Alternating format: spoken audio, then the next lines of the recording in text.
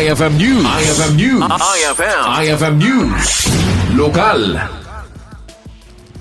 Naruway nga aktibidad tinsagana ti Local Disaster Risk Reduction and Management Office sa iti ti San Nicolas kas panangrambak iti National Disaster Resiliency Month. Segon na kani Miss Rian Simon, mangidada ulo iti nasao nga departamento. Manipud Hulyo 1 aging gana Hulyo at 30 kat adu dagiti nakalinya nga aktibidad.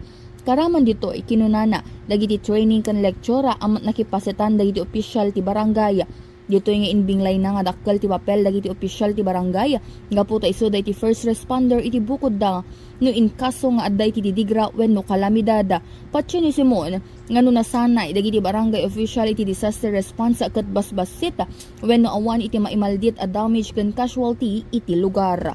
Napaka-importante no, especially kada giti barangay officials, dagiti membros ti barangay DRRM committee Bombujinis kasi nga ron isuda ti katulungan iti uneg ti barangay. Isuda din makunko ng first responders iti barangay ket ti panang manihar dati barangay da no adda man didigra nga mapasama ket very significant makuna kasi isuda nga rod tay makon ko nata yung mangida ulo jay barangay ta. So no amuda ti aramidan da no 30 kada giti response operations kada gitay ta dumapay nga trainings may panggap iti panang manage ti disaster iti uneg ti barangay ket makunak nga basbasit kuno awan ti agbalin nga damage wenno digiti casualty.